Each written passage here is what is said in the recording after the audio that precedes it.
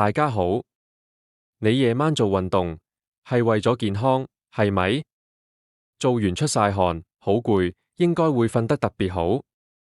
但點解成晚眼光光，仲瞓唔着？其實你可能唔知，你搞亂咗身體嘅復原節奏，唔單止係失眠咁簡單，仲可能導致心臟壓力、荷爾蒙失衡，甚至加速老化。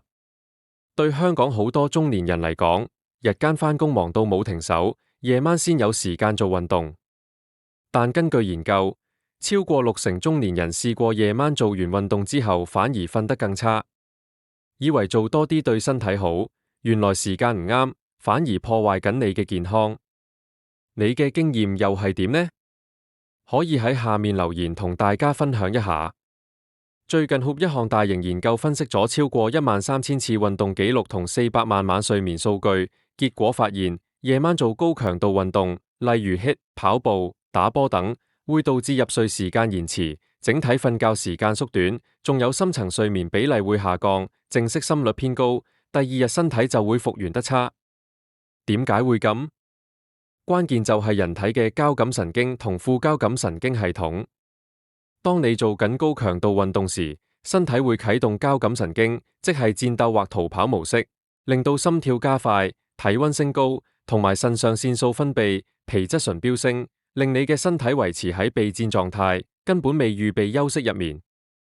相反，副交感神經係幫助你放鬆、休息、修復身體嘅，通常喺你靜落嚟，放低手機，準備入睡先至會慢慢接手。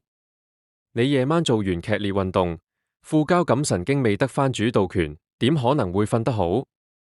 如果你真係只可以夜晚做運動，記住唔好揀啲太激烈嘅。你可以選擇慢行、拉筋、瑜伽等等低強度活動，避免再令交感神經過度興奮。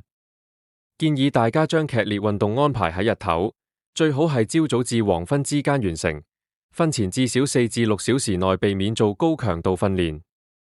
仲有一樣免費又準嘅健康指標你一定要知，就係靜息心率 （resting heart rate）。RHR 代表你身體放鬆程度同副交感神經有冇成功接管，心率越低，代表你越放鬆，越容易進入深層睡眠，身體復原得更快。喺理想情況下，男士靜息心率應該維持喺每分鐘50至55次，女士大約52至57次。如果你夜晚飲酒、食得太飽，或者做咗劇烈嘅運動，心率會上升，睡眠質素自然會下降。所以唔好忽視你每日嘅生活習慣。你需要建立良好嘅睡前習慣，包括睡前1小時唔用手機或電腦，以減少藍光刺激，多用暖色燈光，例如黃光或紅光燈。睡前做啲簡單放鬆活動，例如冥想、呼吸練習、拉筋、閱讀等等。仲有晚餐建議喺瞓前4小時前完成，同埋要避免太多重口味或者油膩嘅食物。每日要定時瞓覺同起身，幫助身體建立穩定嘅生理鐘。如果你有用智能穿戴裝置，更加可以記錄你每日嘅靜息心率、睡眠深度，長期監察變化。